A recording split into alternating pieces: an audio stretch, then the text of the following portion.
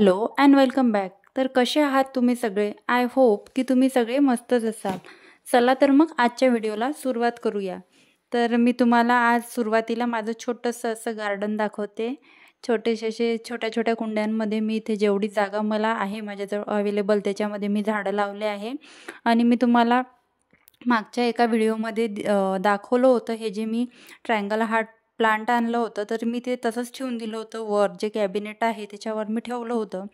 कारण हे indoor plant आहे आणि म्हटलं उन्हामुळे बाहेर ठेवलं तर गॅलरीमध्ये त्याला ऊन लागेल आणि ते खराब होऊ शकते, म्हणून मी आतमध्ये ठेवलं होतं. पण मला पाहिजे तसा काही पॉट मिळाला नाही आणि माझं बाहेर पण जाऊन पॉट वगैरे घेणं झालं नाही इतक्यामध्ये. मी ऑनलाईन पण सर्च केले, पण जसा मला पॉट पाहिजे होता जेणेकरून मी ते घरामध्ये ठेवू शकेल असा मला पॉट पाहिजे होता, त्याचा काही पॉट मला मिळालाच नाही. तर मग म्हटलं हे जर झाड मी असंच ठेवेल तर याची काही ग्रोथ होणार नाही आणि त्यामध्ये जेवढं काही पाणी टाकत होती मी तसं तर या झाडाला पाणी कमीच पाहिजे असते. पण पाणी टाकल्यास ते सगळं त्या पॉलिथिनला जास्त होल्स असल्यामुळे सगळं पाणी बाहेर निथळून जायचं. तर मग ते वर कॅबिनेट्सवर ठेवायला पण असं तिथे माती सांडायची भीती होती आणि तिथे पण घाण व्हायची, थोडं प्रॉब्लेमच होत होता. तर त्या मी काय केलं, माझ्याकडे एक कुंडी होती आणि त्या कुंडीमध्ये माती पण होती. तर म्हटलं आता याच कुंडीमध्ये मी सध्याचं लावून घेते. नंतर मग आता जोपर्यंत उन्हाळा आहे तोपर्यंत मी या झाडाची आता परत रिपोर्टिंग करणार नाही. आणि मी संध्याकाळच्या वेळेस जेव्हा सगळी ऊन चालली गेली तेव्हा मी झाडाची रिपोर्टिंग करायला घेतली. कारण उन्हामध्ये आपण कधीच झाडाची रिपोर्टिंग करायला नाही पाहिजे. त्याच्यामुळे झाडं जे आहे आपले मरू शकतात. तर मग मी सावलीत पूर्ण होऊ दिली आणि मग 5:30 वाजताच्या दरम्यान मी थोडी सावली वगैरे झाल्यावर हे झाड रिपोर्टिंग करायला घेतलं. आणि असं काही करायला आपण सुरुवात केली तर हृदयाला एवढी मजा वाटते माती वगैरे खेळायला. आजकाल लहान मुलांना मातीत खेळायला मिळतच नाही. आपण जसं मातीमध्ये खेळलो तसं आजकालच्या मुलांना काही मिळतच नाही. त्यांना लगेच इन्फेक्शन होतं आणि त्यांचं पोटात वगैरे दुखतं, असं होतं आजकाल. पण मी असं एकदम हृदयाला एवढं ठेवत नाही. हृदयाला मातीत वगैरे मी खेळू देते, मातीत वगैरे हात तिला टाकू देते, जेणेकरून तिच्यामध्ये पण तेवढी प्रतिकारशक्ती येईल की छोट्या-छोट्या गोष्टींमुळे तिला आजार होणार नाही आणि ती आजारी पडणार नाही. तर हे जे माझं नारळाचं झाड आहे, तर रक्षाबंधनला जे नारळ आणलं होतं तर त्या नारळाला कोंब होते अशी बारीक-बारीक, छोटे-छोटे. तर मी ते नारळ तसंच पाण्यामध्ये ठेवून दिलं. पाण्यामध्ये ठेवल्यावर आता इतकी छान ग्रोथ झाली त्या नारळाच्या झाडाची, पण इतकं छान दिसते ते नारळाचं झाड आणि अजून पण ते पाण्यामध्येच ठेवलं आहे. तर असे एक मनी प्लांट आणि एक स्नेक प्लांट आणि असं माझं एक नारळाचं झाड अशा छोट्या-छोट्या कुंड्यांमध्ये मी एका साईडनी ठेवलं. चला तर मग आपलं आता झाडाचं रिपोर्टिंग तर झालं आहे, तर थोडं आज म्हटलं स्किन केअर पण करून घेऊया. तर मी काय केलं, एका वाटीमध्ये कच्चं दूध घेतलं आणि कच्च्या दुधामध्ये माझा जो होममेड स्क्रब मी बनवला आहे, त्या स्क्रबमध्ये मसूर डाळ, तांदळाचं पीठ, हळद आणि मुलतानी मिठी थोडंसं आणि चंदन पावडर हे सगळं मी टाकून तो स्क्रब बनवून ठेवला आहे. आणि हा स्क्रब मी यूज करते, कुठलाही केमिकलचा वगैरे काहीच मी यूज करत नाही. आणि बाहेरचा जर आपण स्क्रब आणला तर थोडा हार्ड असतो. आणि एका वाटीमध्ये परत कच्चं दूध घेऊन ते चेहऱ्यावर सगळीकडे लावलं आणि त्या कच्च्या दुधाने हलक्या हाताने क्लिन्झिंग जे असते, क्लिन्झिंगची आपली पहिली स्टेप असते ती मी करून घेतली.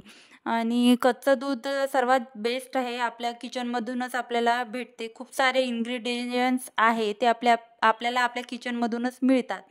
तर कच्च्या दुधाने पूर्ण जे आपला चेहरा आहे तो एकदम क्लीन होते. कच्च्या दुधाने मी पूर्ण चेहरा जो आहे हलक्या हाताने 3 ते 4 मिनिट, ज्या मोस्टली आपण 3 मिनिटच केलं पाहिजे. मसाज आणि स्क्रब आहे हे 3 मिनिट केलं पाहिजे, 3 मिनिटाच्या वर करायला नाही पाहिजे.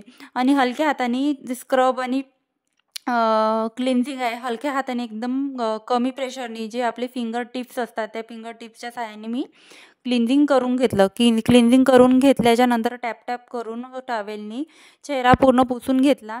कधी पण आपण चेहरा घासून पुसायचा नाही, टॅबिंग मोशनमध्येच पुसायचा.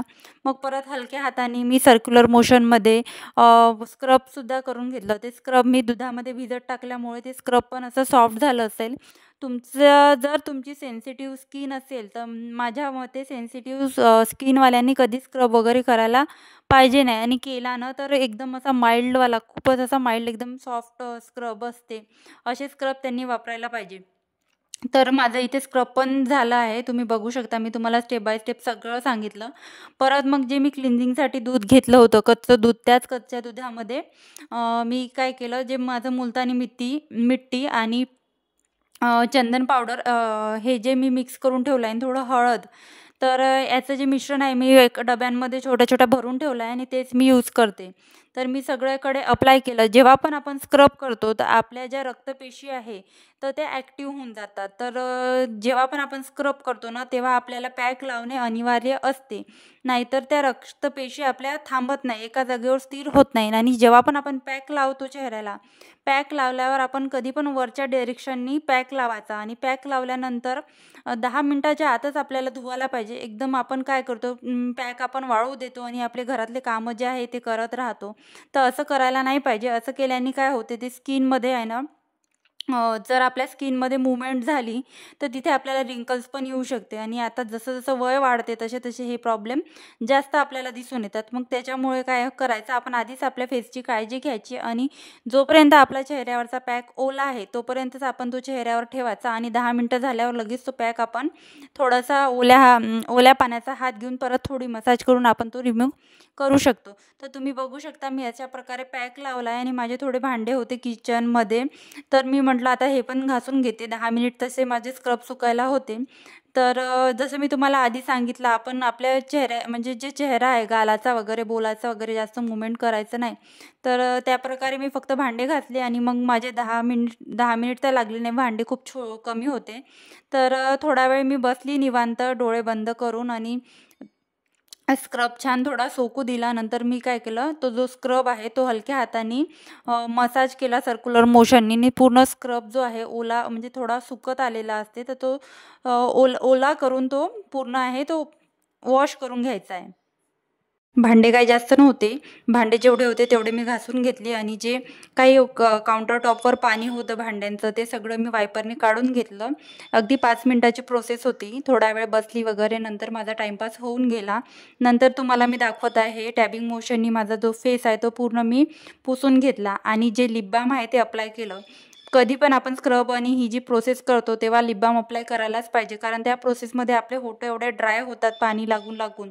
तर स्क्रब करायच्या वेळेस वगैरे लिप बाम अप्लाय करायला पाहिजे आणि पॅक लावून जेव्हा आपण ठेवतो तेव्हा आपण लिप बाम लावायला पाहिजे. आणि जेच काही मॉइश्चरायझर मी वापरते डेलीमध्ये तेच मॉइश्चरायझर थोडं घेतलं आणि त्यांनीच मी माझ्या चेहऱ्याची जी आहे मसाज केली.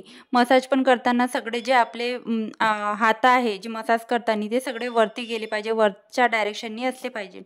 तर या प्रकारे मी माझं जे स्किन केअर आहे ते थोडक्यात आणि घरच्या साहित्यामध्ये पूर्ण जे आहे ते करायचा प्रयत्न केला आहे आणि तुमच्यासोबत शेअर केलेला आहे. तर स्किन केअर झालं होतं, म्हटलं आता चला संध्याकाळची वेळ झाली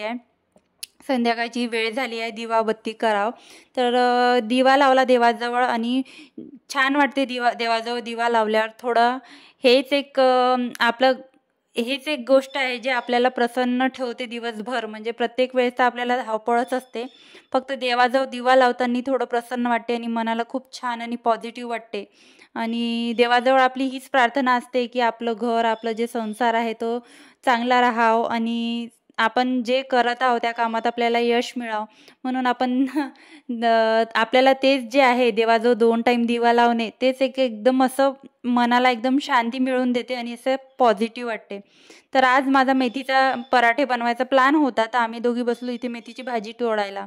तर हृदया पण अशी छोट्या छोट्या हातांनी मेथीची भाजी मला तोडू लागत होती आणि छान वाटते. हृदया अशी मी जे कामं करते तशी त्याच्यात मला हेल्प करते, मला खूप छान वाटते. नाहीतर काय होते, हृदया जर मोबाईल दिसला तर नुसती मोबाईल मागते. तर त्याच्यापेक्षा जर मी कामं करत असली ती कामं करायला माझ्यासोबत येते. तर असं एक छोटंसं सरप्राईज होतं. हृदयाचे पप्पा केक, पेस्ट्री आणि चॉकलेट्स घेऊन आले होते.